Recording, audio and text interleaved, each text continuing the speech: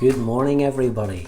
I hope we got on well yesterday, easing back into work after having such a lovely beautiful week off, or week and a bit off our work, so I hope we got on okay. Thank you to those of you that sent me in the little riddle sheet complete. I enjoyed seeing some of your answers. Not all of them were correct, but I enjoyed seeing your answers, and well done to those who got everything and had a go at it. Today is another glorious day outside, but I'll tell you a secret. I record these in advance, so today is Monday, so today's weather is beautiful. However, I hope Tuesday, the day that you get this video, the weather is also nice outside. As usual, in the links, go to your Brain Buzz, choose the right link for your level, and you can get your Brain Buzz mental maths activity started. Other than that, we're going to jump straight into numeracy and take a look at where we left off yesterday.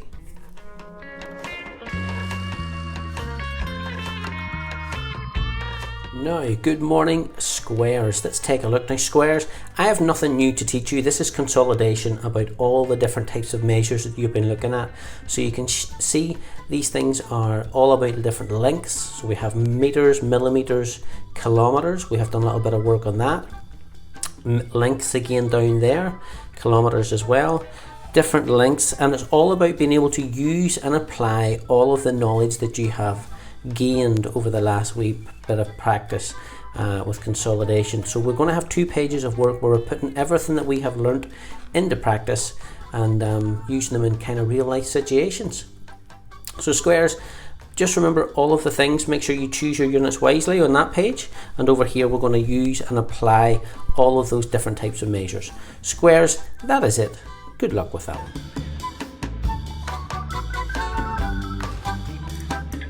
Now, good morning triangles.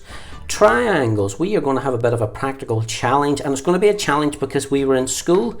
If we were in school, we'd be using these balance scales, and on one side of the balance scales we would have a standard unit of weight of 50 grams, and we'd use marbles. But we're not in school, so what we're going to use is our kitchen scales, and I know you won't have kitchen scales that balance. I doubt very much, and I doubt very much whether you have the standard unit of weight 50 grams in it, but you could use marbles if you have them, or other small objects, and continue to add them to the scales until you get 50 grams. That's what we're working with to start off. Measure out 50 grams of a material, okay, of one of the little things that you're going to use. Then you will be able to continue to ask or answer the rest of the questions based on that little first experiment. I don't want to get into it too much because it's for you to read and discover, but we need to choose an object to measure in our house on our kitchen scales to the weight of 50 grams, and then we'll be able to make predictions and approximate how heavy other things will be based on that first one. Then the challenge at the end is not just to do it with the first object, but see if you can find some of these other objects as well. It doesn't have to be exactly these. If you've got other objects you can use those, and then have a go at the challenge part at the bottom. Okay, it's in the link. Good luck. Be a little bit creative with yours this morning, triangles. I know that this isn't easy whenever we're not in school and we have all these materials, but have a go at this and see how you get on.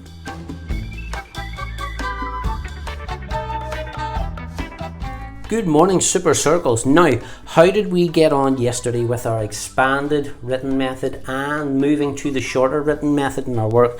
I hope we get on okay.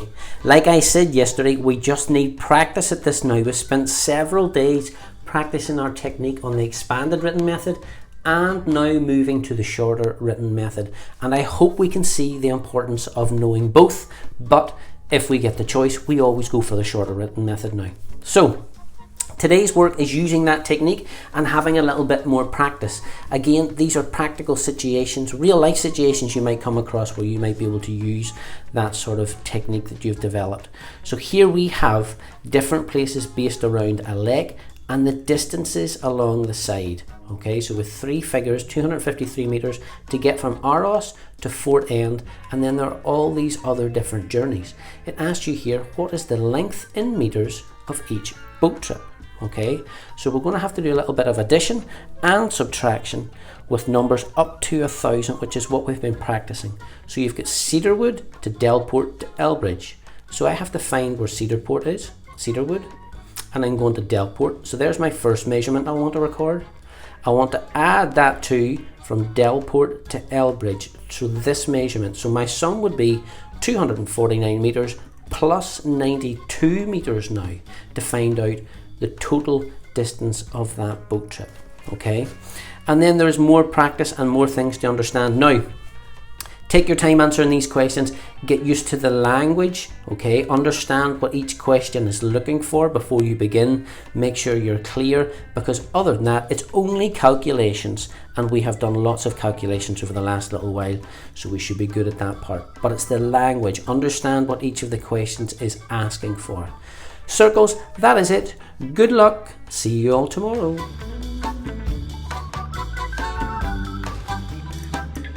Okay, so that is numeracy out of the way. Today is Tuesday, so it's our comprehension day.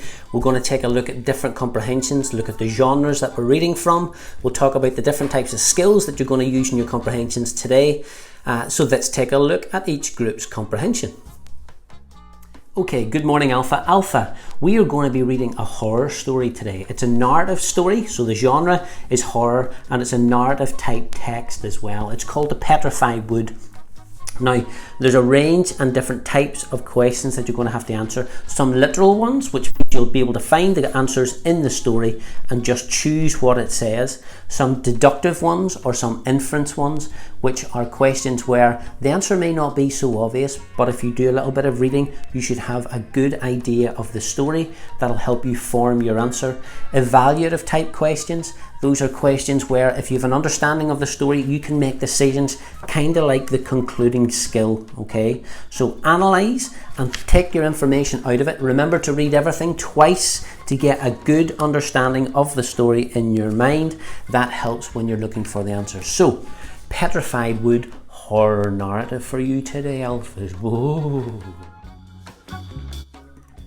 Okay, Bravos, we are up next, and our story is called Sarah and the Secret Castle. Now, this is a fairy tale, however, it's a modern day fairy tale. Most of the fairy tales that we are aware of would be written in the past, and they have quite a history to them. This is a modern day fairy tale. So, you also will have to read the story and look for literal answers, deductive answers, evaluative answers, and then a little bit of writing on your own as well about the story itself. Now, not all of the questions are easy to complete, so use your creativeness to set yours out. I've given you the worksheet tasks in the links, but use your creativeness on how you will record the answer. If it asks you to do it in groups, you do it on your own. If it asks you to complete the boxes, think about another way of setting those out. So, Sarah and the Secret Castle, a modern day fairy tale. That is yours. Bravo, that's right, bravo. Okay, and my cheeky Charlies, you're on Gavin and the Gentle Giant. Now, I know what you're thinking. Whenever you think of giants, you're thinking of Mr. Hayes, because he is so tall. I hope you're not laughing out there.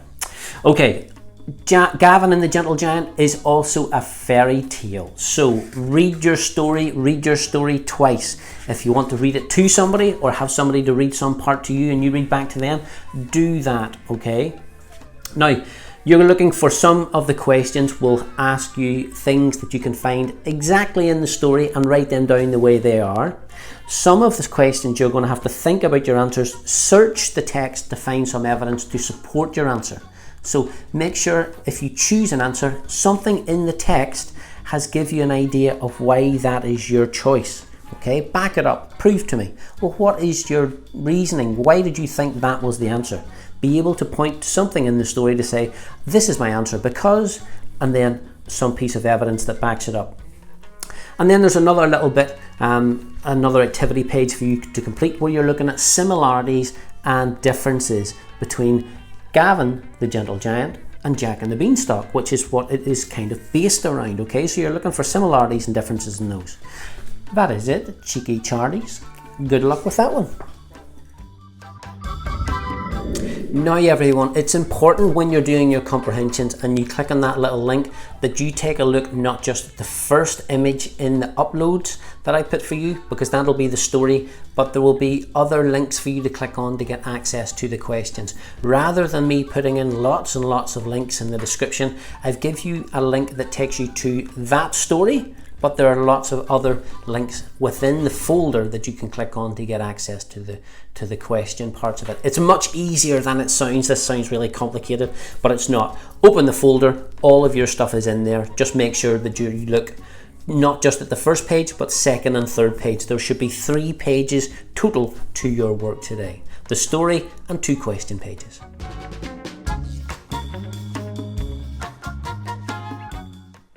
And finally, it is our topic challenge. Now, today, we're going to have great fun with this one. You need some paper cups, or you can use house cups that you have. You'll need 5 of those. Set them out in a pyramid style with the 3 cups at the back, then 2, then 1 at the front. Take yourself back about 5 steps. 3 scrunched up paper balls, and you have to throw the paper balls into the cups. Now give each of your paper cups a score. So level 1 would be 5, level 2, the next 2 cups would be 10, and level 3, the next 3 cups would be worth 20 points each. Who can get the best score? Play against mum, play against dad, play against brothers and sisters, play for yourself, see if you can get the highest score. Of course, I am world champion at this. I've done this many times and I've got the trophies. But it's your turn. Can you beat Mr. Hayes? Send me a picture of your setup. I would love to see it. Even a little video clip. Send them in to me. Let me see how you get on. Okay, I hope you have good fun with that. And of course, stay tuned. The best dad joke in the world is coming up next.